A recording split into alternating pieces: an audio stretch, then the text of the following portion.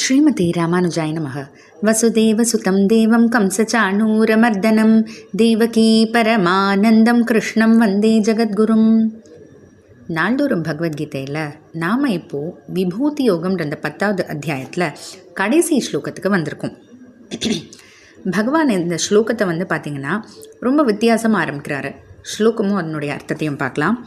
அதவா பகுநைதேன கிம் ஞாதேன தவார்ஜுன விஷ்டப்யாஹமிதம் கிருத்ஸ்னம் ஏகாம்சேன ஸ்திதோ ஜகத். அதவா ஸ்லோகம் ஆரம்பிக்கும் போதே ஆகையால் அப்படின்ட்டு ஆரம்பிக்கிறார். ஆகையாலேன்னா என்ன? இதுக்கு முன்னாடி நிறைய சொல்லியிருக்காரு.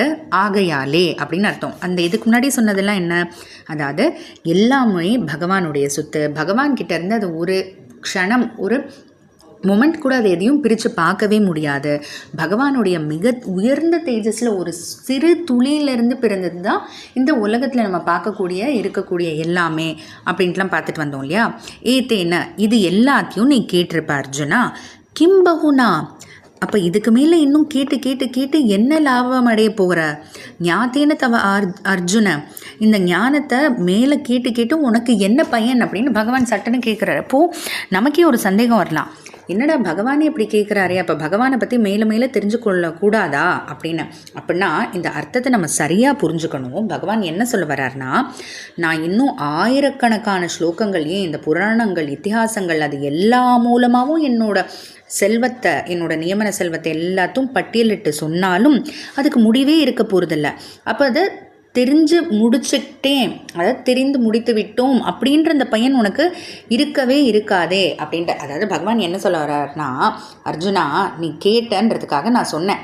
ஆனால் இதுக்கு மேலே மேலே மேலே மேலே மேலே கேட்டு உனக்கு அந்த கேட்டு முடிச்சுட்டேன்ற அந்த பையனே இருக்க போகிறது இல்லையே. ஏன்னா என்னோட செல்வத்துக்கு முடிவே கிடையாதுன்றதை நான் சொல்லிட்டேன் அப்படின்ட்டு பகவான் சொல்கிறாரு. அது மட்டும் இல்லை, எந்த அளவுக்கு எப்படி ஆச்சரியமாக பகவான் நம்ம எல்லாரையும் இந்த உலகத்தையே தாங்குறாரு அப்படின்றத சொல்ல போகிறாரு.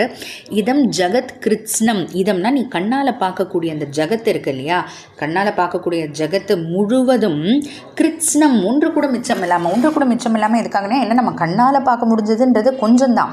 அதை தாண்டி இன்னும் பல உலகங்கள் இருக்கு இல்லையா.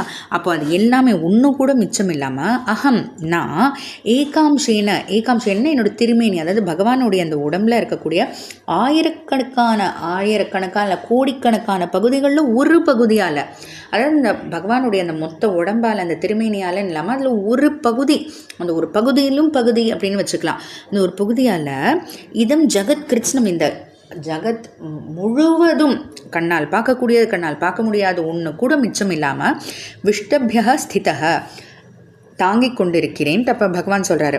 இந்த தாங்கிறதுனா என்ன? இப்போ நம்ம கையால் ஏதோ ஒரு பொருளை வச்சுட்டு நம்ம தாங்குறோன்னு சொல்கிற மாதிரியா? அப்போ அது மாதிரி தான் பகவான் சொல்கிறாரா? அப்போ பகவானோட இந்த திருமேனியில் இந்த ஒரு பகுதியிலும் ஒரு பகுதியால் எப்படி இது எல்லாத்தையும் தாங்க முடியும் அப்படின்னா, அதுதான் நம்ம தாங்குற மாதிரி அப்படின்றத புரிஞ்சுக்கக்கூடாது.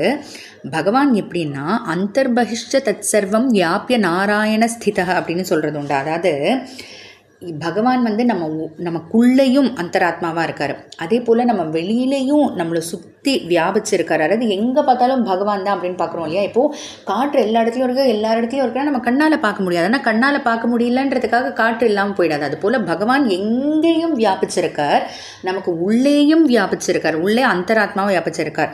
அப்படி உள்ளேயும் இருந்து வெளியேயும் இருந்து நாம் இருக்கிறது, நம்ம வளர்றது, நம்ம மரணம் அடைவது, இது எல்லாத்துக்கும் நியமித்து கொண்டு இருக்கிறது தான் தாங்கிறது அப்படின்ட்டு பகவான் சொல்கிறது. நாம் கையால் தாங்கிறது போல் பகவான் தாங்கிறது கிடையாது.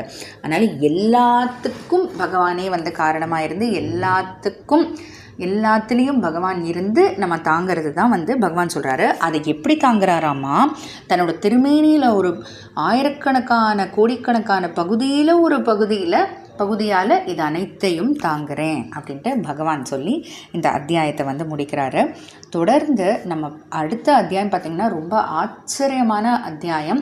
ஏன்னா இது பகவான் இது வரைக்கும் சொல்லிட்டு வந்த சொத்து கணக்கெல்லாம் அதெல்லாம் சேர்த்து அர்ஜுனன் இதெல்லாம் சேர்த்து உன்னை நான் பார்க்கணுன்னு சொல்ல பகவானும் அதை காமிக்கிறாரு. அப்படின்னா அதை காமிச்ச பிறகு எப்படி இருந்தார் பகவானுக்குள்ள, அதாவது பகவானோட சேர்ந்து என்னெல்லாம் இருக்குது அப்படின்றத அர்ஜுனன் பார்த்ததை நம்ம இப்போது காதால் கேட்டுக்கலாம் இல்லை தெரிஞ்சுக்கலாம்.